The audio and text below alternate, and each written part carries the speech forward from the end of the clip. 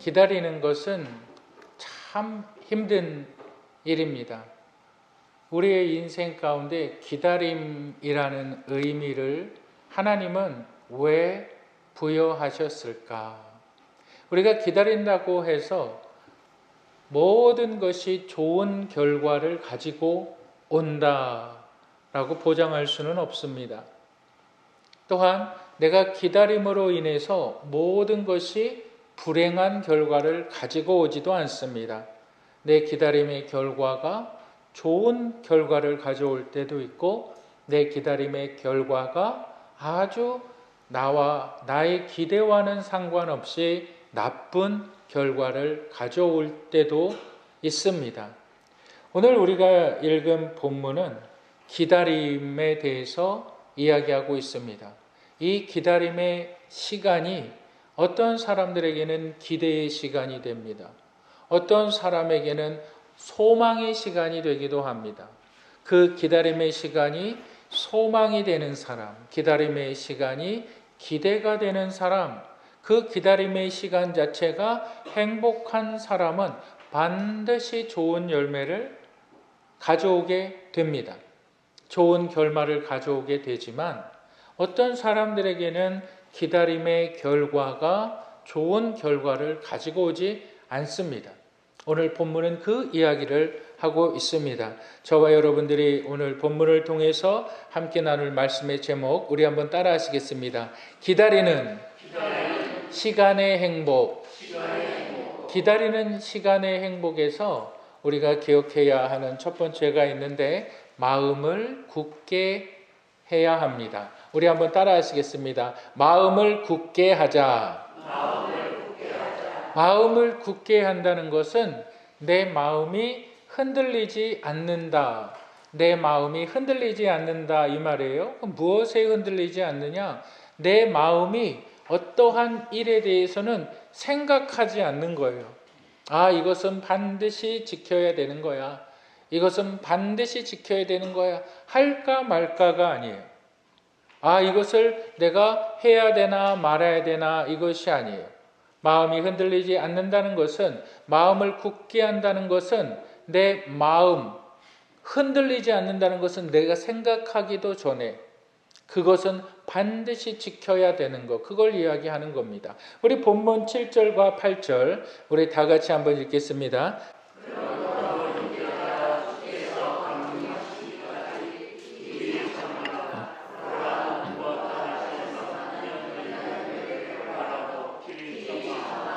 이른 비와 늦은 비를 기다리나니 너희도 길이 참고 마음을 굳건하게 하라. 주의 강림이 가까우니라. 참으라, 참으라, 참으라. 여러분, 참는다는 것, 인내하라, 인내하라, 인내하라. 참는다는 것은 좋은 말이 아닙니다. 백해무익한 거예요. 참음으로 인해서 뭐가 생깁니까? 질병이 생기는 거예요. 참음으로 인해서 스트레스가 막 올라갑니다. 스트레스가 막 쌓여요.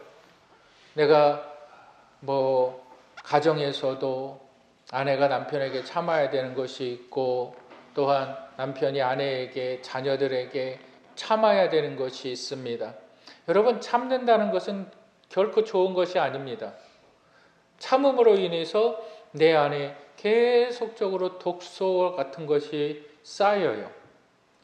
그런데 본문은 이렇게 얘기해요. 참으라, 참으라.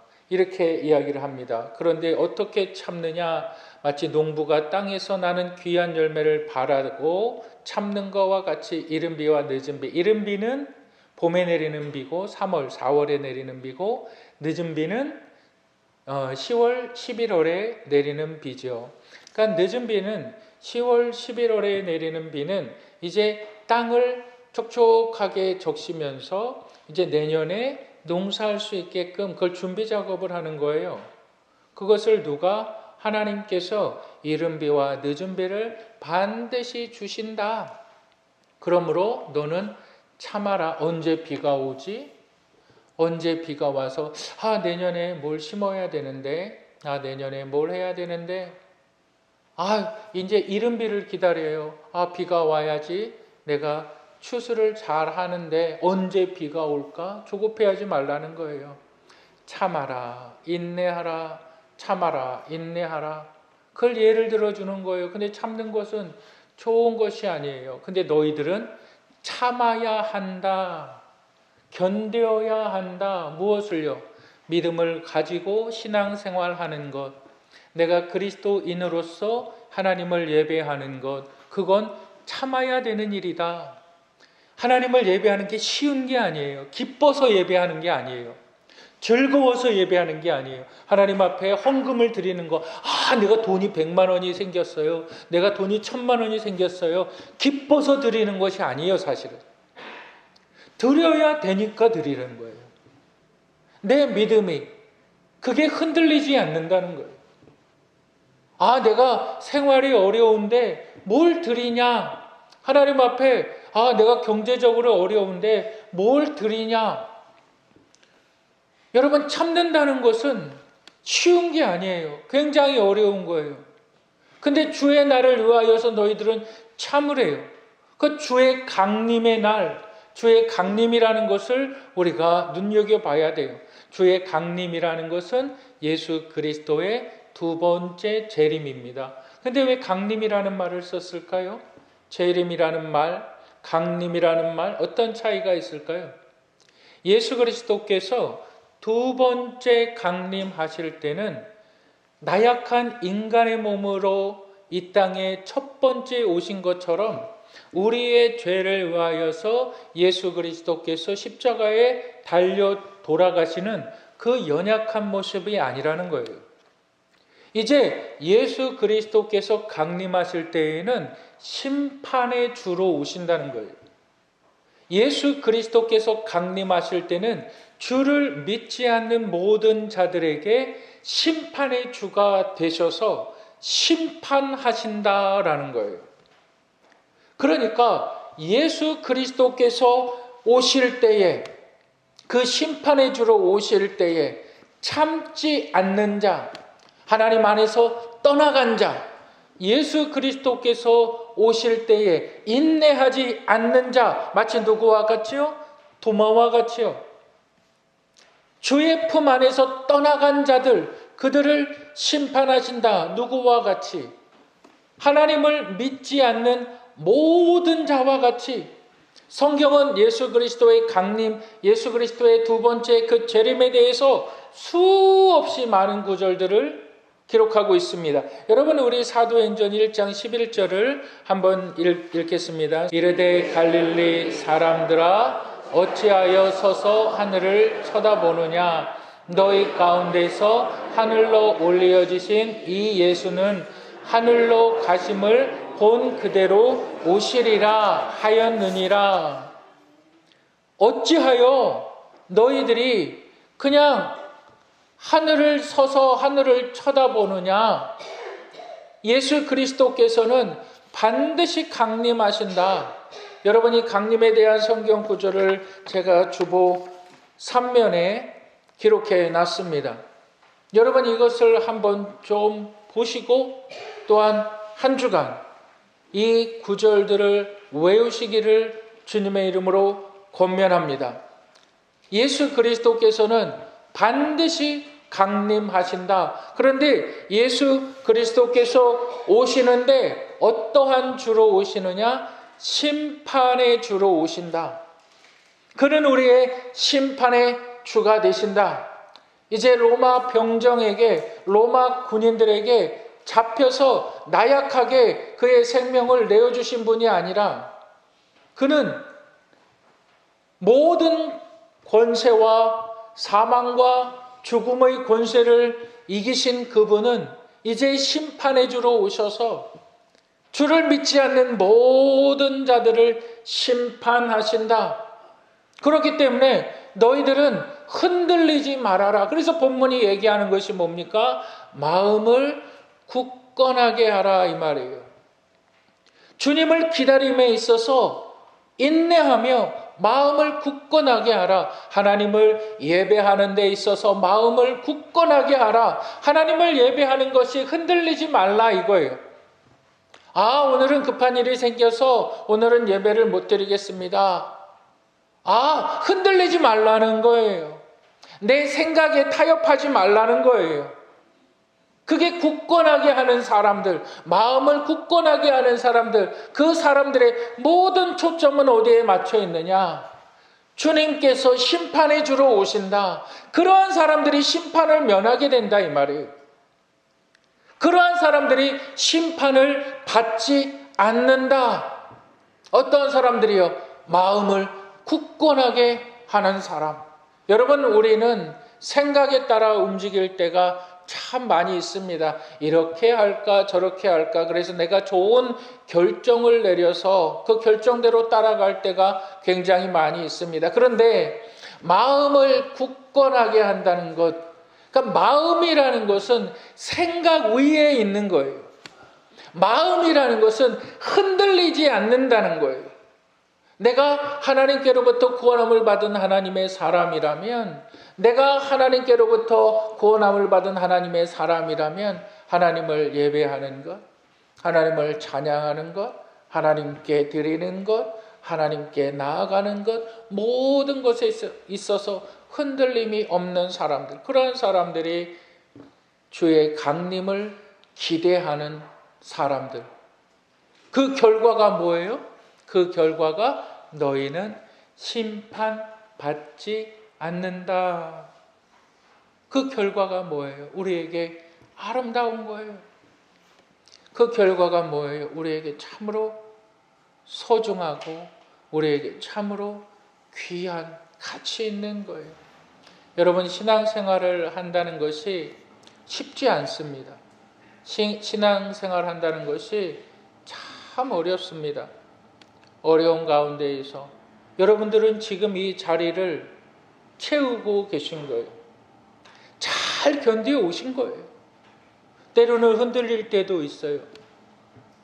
마음이 상처가 입어서, 마음의 상처를 입어서 흔들릴 때도 있어요. 내가 넘어질 때도 있어요.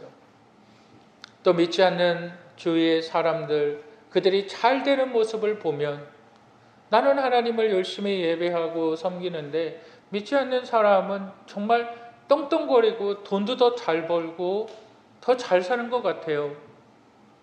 근데 나는 이게 뭔가 이럴 때도 있어요. 도대체 신앙생활이라는 것이 뭔가 참 의문을 가질 때가 많이 있어요. 그런데 이 모든 면을 통해서 성경 기자 야고보가 얘기하는 것은 너희는 욥의 인내를 배우라. 욥의 인내를 배우라. 욥이 무슨 인내를 했을까요? 여러분, 우리 한번 욥기 1장 22절을 보실까요? 이 모든 일에 욥이 범죄하지 아니하고 하나님을 향하여 원망하지 아니하니라. 욥이 하나님을 향하여 원망하지 아니한다. 근데 그 앞에 구절을 보면 이렇게 이야기하고 있어요. 어느 날 갑자기 강도들이 자신의 집에 쳐들어왔어요. 그래서 자신의 10 자녀를 한 날 다 몰살시켜요. 자신의 모든 재산을 다 노략해가요. 그런데 그는 하나님을 향하여서 이렇게 이야기해요. 주신 분도 하나님이시니 취하시는 분도 여호와 하나님이시다. 여러분, 그게 욥의 인내라는 거예요. 욥의 인내. 하나님께서 우리에게 기다림이라는 것을 허락하셨어요. 그 하나님의 계획이라는 거예요. 그러니까 기다림을 통해서 우리는 마음을 굳게 함으로 누구를 더욱더 발견하며 알아가느냐? 하나님을 알아가는 거예요. 기다림이라는 것을 통해서 내 인생에 기다림을 주시는 분은 하나님이시다. 하나님을 알게 되는 거예요. 하나님을. 왜? 우리의 삶은 현세적인 삶이 아니니까. 세상의 모든 유교와 불교는 현세적인 삶을 살아가라. 조상들의 묘를 잘 써야 된다. 제사를 잘 지내야 된다. 그래야 내가 잘 된다. 이게 현세적인 삶이라는 거거든요. 현세적인 삶이라는 것은 내가 무당에게 찾아가서 내가 점을 버는 거예요. 그럼 내가 부족을 쓰는 거예요. 내가 얼마의 값을 지불하는 거예요. 내가 잘 되기 위해서. 그런데 그리스도인들은 내가 잘 되는 것이 첫 번째 목적이 아니라 하나님의 영광이 첫 번째예요. 우리는 이 땅에서 잘 먹고 잘 사는 사람들이 아니라 이 땅에서 수고하는 자들이에요. 이 땅에서 수고하고 우리의 수고를 통해서 하나님께서 세대를 축복하시는 것이 기독교예요. 하나님은 나의 수고를 통해서 하나님의 이름이 영광 받으시기를 원하시는 거예요.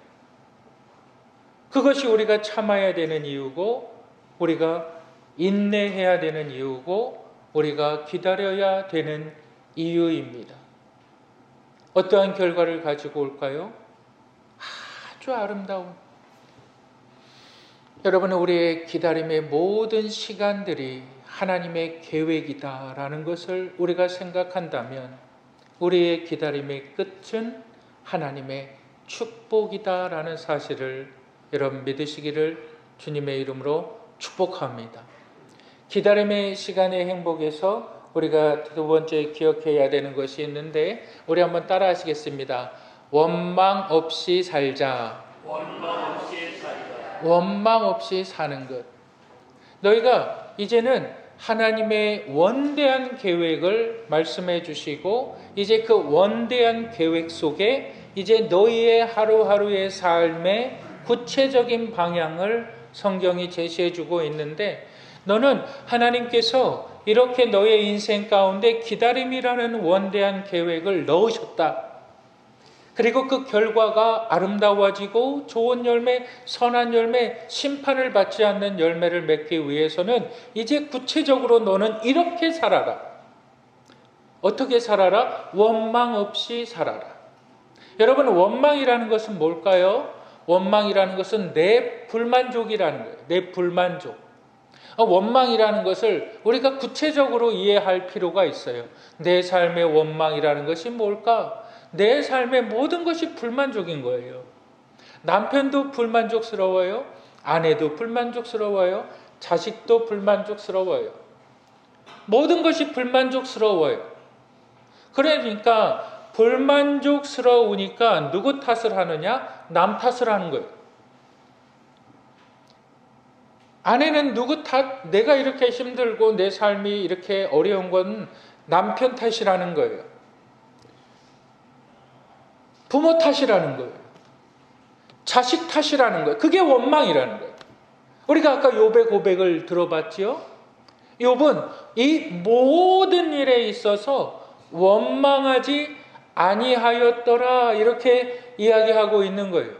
여러분, 우리 한번 야고보서 5장 9절부터 11절을 우리 다 같이 읽어보시겠습니다. 형제들아 서로 원망하지 말라. 그리하여야 심판을 면하리라. 보라, 심판의 주가 문 밖에 서 계시니라. 형제들아 주의 이름으로 말한 선지자들을 고난과 오래 참음의 본으로 삼으라. 보라, 인내하는 자를 우리가 복되다 하나니 너희가 욥의 인내를 들었고 주께서 주신 결말을 보았거니와 주는 가장 자비하시고 긍휼히 여기시는 이신이라 이렇게 이야기하고 있습니다. 원망하지 아니하면 너희가 남 탓을 하지 아니하면 하나님은 보응하시는 하나님이시다. 그것을 하나님은 기쁘게 보시는 분이시고 네가 나의 말대로 사는구나. 네가 나의 말을 지키며 사는구나. 나의 말을 준행하며 사는구나. 그 기준이 어디에 있다는 거예요? 원망하지 않는다. 남 탓하지 않는다. 나는 어려서부터 가난한 집안에 태어나서 이 모양 이 꼴로 산다. 부모 잘못 만나서 나는 이 모양 이 꼴로 산다. 나는 자식 잘못 만나서 자식 복도 없다. 그게 원망이라는. 그 원망하는 사람들은 심판받는다 이거예요. 왜 그럴까요? 여러분, 여기에 가장 중요한 이슈가 있어요. 여러분, 원망은 죄를 보지 못하게 합니다. 남 탓하는 것은 죄를 깨닫지 못하게 해요. 여러분, 성경의 핵심은 삼위일체 하나님, 성경의 핵심은 하나님, 성부 하나님께서 죄인들을 구원하시기 위하여 계획하신 분이시고, 성자 예수 그리스도는 하나님의 계획을 완성하시기 위하여 자신을 희생하신 분이시고, 성령 하나님은 완성된 예수 그리스도 하나님의 구원의 사역을 증거하시고 깨닫게 해주시는 분, 사람들에게 알려주시는 분. 그런데 제일 중요한 것이 뭐냐면 내가 죄를 깨달아야 되는데 죄를 깨닫지 못해요. 어떤 사람들이요? 원망하는 사람들은 결코 죄를 깨닫지 못해요. 결코 구원받지 못해요. 결코 하나님의 자녀가 될 수가 없어요. 왜? 원망이라는 이 검은 천이 내 눈을 가리고 있는 거예요.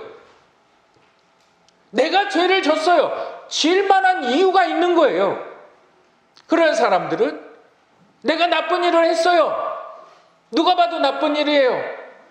예를 들어 볼까요? 술을 먹고 운전을 했어요. 술 먹을 만한 이유가 있었기 때문에 그랬다는 거예요. 내가 술 먹을 만한 이유가 있었어. 내가 얼마나 괴로웠는지 알아? 내가 얼마나 힘들었는지 알아? 그게 원망이라는 거예요. 근데 그런 사람들은 자신의 죄를 절대 못 봐요. 눈꺼풀이 가리워져서 자신의 죄를 절대 못 보니까 예수가 필요가 없는 거죠. 나를 위하여서 예수가 죽으셨어? 나를 위하여 그분이 생명을 내어주셨어? 왜 그래야 되는데? 왜 내가 그러라고 그분한테 요청을 했나? 여러분, 그런데 그 죄가 언제 드러나는지 아세요? 나약할 때 드러나기 시작합니다. 사람이 기능이 무너지기 시작할 때 죄는 더 힘을 발합니다. 내 인생에 대해서 한없이 나를 저주하게 만들어요. 내 인생에 대해서 한없이 나를 후회하게 만들어요. 죄가 극심하게 나타나는 현상이 여러분 언제인지 아십니까? 건강이 무너지기 시작할 때. 내가 건강할 때는 죄에 대해서 인식도 못해요. 내가 좀 잘 나갈 때는 죄에 대해서 인식을 할 수가 없어요. 내가 뭐가 부족한데? 은혜가 필요해? 돈이면 되지? 내가 뭐가 부족한데? 남들 눈치를 보면서 살아야 돼? 내가 돈 있으면 되는데? 근데 이것이 무너질 때가 옵니다. 내 신체가 무너지기 시작할 때 죄의 경각심들이 생기기 시작해요. 여러분, 죽음이라는 것은 너무나 깊은 하나님의 은혜예요. 우리가 이렇게 살다가 그냥 이렇게 죽는 것이 우리의 인생의 목적인가? 아니요. 세상 사람들에게 있어서 죽음이라는 것은 두려움이지만 하나님을 믿는 사람들에게는 그것처럼 기쁨과 소망을 가져다 주는 그때가 없어요. 근데 원망하는 사람들은 죄를 못 봐요. 내가 교회를 다니지 않는 것도 내 어머니 아버지가 잘못 믿으니까 나 교회 안 다니는 거야. 교회 다니는 사람들 꼬라지를 보니까 더 거짓말 잘하고 더 욕 잘하고 더 사기 많이 치는데 내 교회를 뭐하러 다녀? 그게 원망이라는 거예요. 그런 사람들은 뭘 보지 못합니까? 죄를 보지를 못해요. 예수는 우리의 죄를 사하시는 분이에요. 내 죄가 사함받았다. 예수 그리스도께서는 나를 통해서 모든 것을 내어주시는 분이에요. 그는, 예수 그리스도는 원망의 최고 절정에서 사람들을 향하여서 이렇게 말합니다. 아버지, 저들의 죄를 용서하여 주시옵소서. 그는 사람들과 함께 다니면서 배고픈 사람들에게 먹을 것을 주셨거든요. 그는 병든 사람들을 고치셨거든요. 눈먼 사람들을 보게 하셨어요. 그가 죽어야 될 이유가 없어요. 근데 로마 군인들에게 강제로 끌려가고 불법 재판을 받으시거든요. 그리고서 채찍에 맞으시는 거예요. 뭘 잘못했는데요? 뭘 잘못했는데요? 가난한 사람에게 빵과 물고기를 나눠준 게 잘못한 것일까요? 눈을 뜨지 못하는 소경의 눈을 뜨게 해준 게 잘못한 걸까요? 예수가 잘못한 건 딱 하나 있어요. 여러분, 그것이 뭔지 아십니까? 사람들을 사랑했다는 거예요. 예수가 잘못했다는 것은 사람들을 사랑했다는 거예요. 왜? 다른 사람들은 그렇게 사랑하는 사람들을 보지 못했거든요. 예수는 우리를 위하여서 자신의 모든 것을 내어주시면서 모든 것을 십자가 위에서 다 내어주시면서 그분은 원망하실 수 있었어요. 도대체 아버지 하나님, 내가 뭘 잘못했습니까? 내가 왜 이렇게 죽어야 합니까? 내가 왜 이렇게 십자가에 달려서 죽어야 됩니까? 예수는 어떻게 하십니까? 저들의 죄를 용서하여 주시옵소서. 원망하지 않으셨어요. 그래서 오늘 본문은 이렇게 이야기하고 있어요. 너희들이 진정으로 주의 강림을 기다리느냐? 그러면 내가 그냥 골방에 처박혀서 주님 오신 날만 기다리면서 찬송하고 아무것도 안 하고 예배하고 혼자서 기도하고 그렇게 살라는 것이 아니에요. 내 주어진 삶에 성실히 노력하면서 배워야 될 사람들은 배우고 일해야 될 사람들은 일을 하고 내 삶에 주어진 하루하루 성실히 살아가면서 내 주변에 원망하지 말아라. 내 주변에 원망하지 말아라.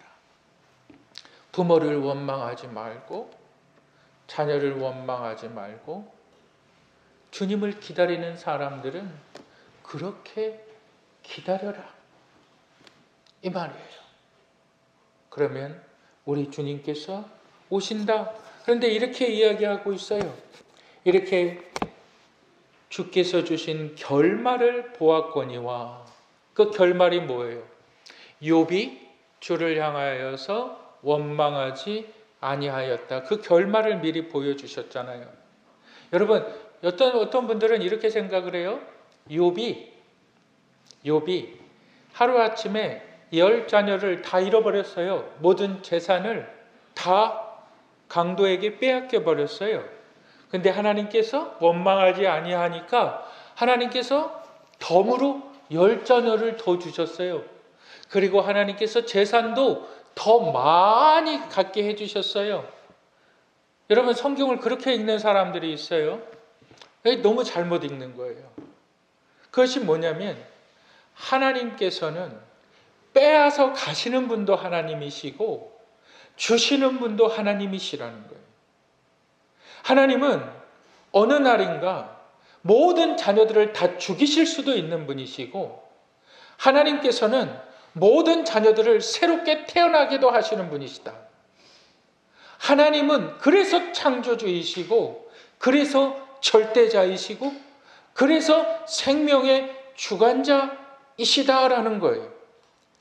하나님에게 있어서 내가 욥을 더욱더 축복했다. 욥이 고난을 이기고 하나님께서 욥을 축복함으로 재산이 더 많아졌다. 우리의 시각과 우리의 관점이 재산에 있는 것이 아니라 하나님은 주시기도 하지만 하나님은 취하시는 분이시고 하나님은 생명을 빼앗아 가시는 분이시기도 하지만 하나님은 생명을 창조해서 불어넣으시는 분, 하나님은 언제나 하나님 주관대로 하나님의 뜻대로 하나님은 인생을 움직이시는 분이시다. 그 하나님의 지혜와 그 하나님의 권세와 그 하나님의 능력에 대해서 우리가 무엇을 판단할 수가 있겠습니까?